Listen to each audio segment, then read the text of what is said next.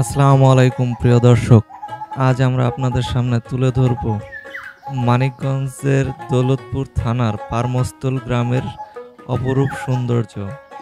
যে গ্রামটি দৌলতপুর থানাধীন হলেও ঘিওর থানার অতি সন্নিকটে এবং এই গ্রাম থেকে ঘিওরের যাতায়াত ব্যবস্থা অনেক সহজ। এই গ্রামটিতে প্রায় ৩ থেকে ৩,৫০০ মানুষ বসবাস করে। তাদের মধ্যে কিছু হিন্দু পরিবারও রয়েছে। এই গ্রামে একটি প্রাইমারি স্কুল, একটি হাই স্কুল, একটি খেলার মাঠ, একটি ঈদগার ময়দান ও বেশ কয়েকটি মসজিদ রয়েছে। লোকমুখে প্রচলিত আছে যে অনেক বছর আগে দুটি গ্রামের মাঝখানে একটি চর জেগে ওঠে। সে চর থেকেই এই গ্রামের নাম চরমস্তল হয়। এই গ্রামের পাশ দিয়ে বয়ে গেছে একটি নদী যার নাম কালীগঙ্গা। এ নদীটি প্রচণ্ড খরস্রোতা, যার কারণে প্রতি বর্ষায় গ্রাম ভাঙনের শিকার হয়। এই গ্রামের মানুষের প্রধান পেশা কৃষিকাজ। যেহেতু এই গ্রামে প্রচুর ফসলি জমি রয়েছে, তাই কৃষিকাজ অন্যান্য পেশার থেকে তুলনামূলক সহজ। এই গ্রামের জমিগুলোতে ধান, সরিষা, ভুট্টা, গম, বিভিন্ন শীতকালীন সবজি থেকে শুরু করে গ্রীষ্মকালীন সবজিও চাষাবাদ করা হয়। এছাড়াও এই গ্রামে রয়েছে একটি বাজার, যেখান থেকে এই গ্রামের মানুষ তাদের নিত্য প্রয়োজনীয় দ্রব্য সামগ্রী সংগ্রহ করে থাকেন।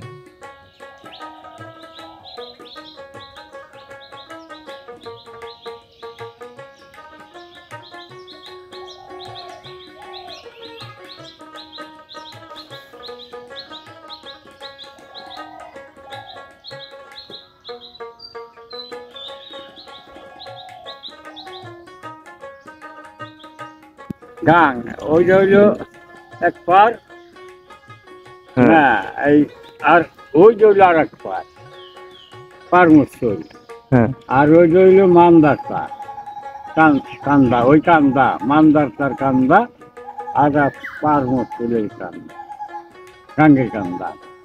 দুই কান্দা গাঙ্গে মধ্যাহ্নে পড়ল বালির চর। ওইখান থেকে আপনাদের গ্রামের নামকরণ। গ্রামের নাম হইল চর মুসল।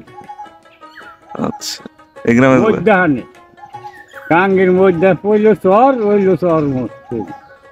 এই গ্রামের লোকজন কতজন? হ্যাঁ, লোকজন কতজন? এই গ্রামের লোকজন এসে পড়ল। রাজশাহী খাইলো, হ্যাঁ, না কুমিল্লা খাইলো, বরিশাল খাইলো। এই 3 গ্রাম থেকে আইসা এখানে বানাইলো বসতি। বছর।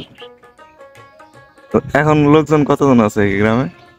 এই গ্রামে আছে চরমস্থল, বড় পাড়াটা বড়। মানুষ আছে হইলো আমাকে ভোটে খুঁজতেছে, মানে ভোট হয় যে সময় হেডিং খুঁজতেছে 32,000। 3,200 আর কি। হ্যাঁ হ্যাঁ হিন্দু আছে না এই গ্রামে? আছে।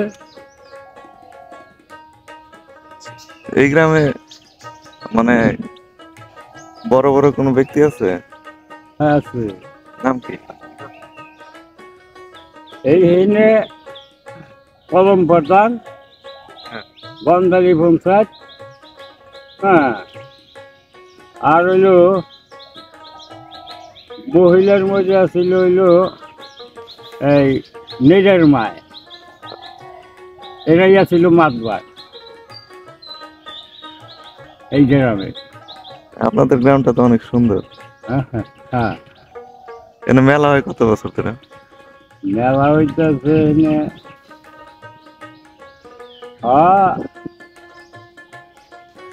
20-25 বছর ধরে মেলা হইতেছে। আচ্ছা, ঠিক আছে।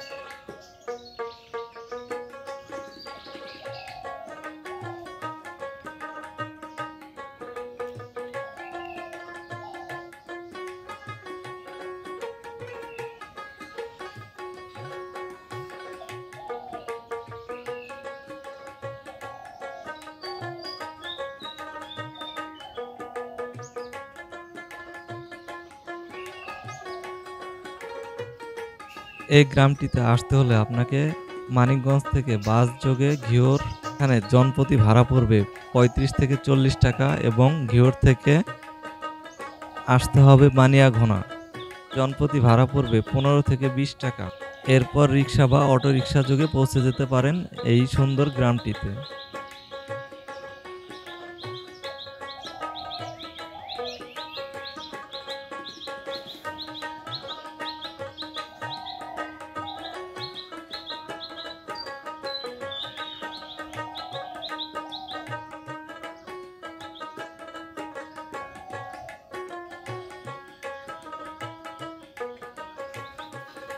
এই গ্রামটিতে প্রায় ২ যুগেরও বেশি সময় ধরে প্রতি বছর মেলা হয়ে আসছে। আর এই মেলাটি অত্র অঞ্চলের অন্যতম বড় একটি মেলা।